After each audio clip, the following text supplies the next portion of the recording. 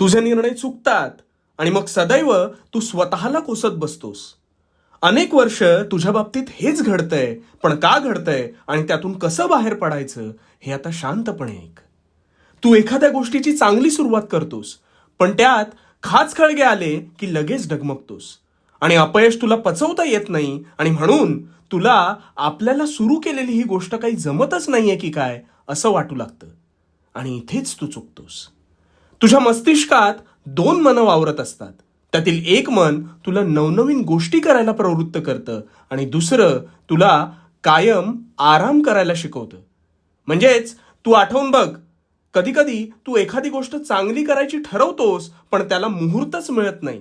सतत उद्यापासून करू असं तुला एक आराम स्वरूपी मन सांगतं आणि तू क्षणाचाही अवलंब न करता ते ऐकतोस आणि तिथेच फसतोस. अरे कुरुक्षेत्रावर आम्ही अर्जुनाला काय सल्ला दिला होता? जो स्वतःच्या तत्वांशी प्रामाणिक राहतो तोच हे जग जिंकतो.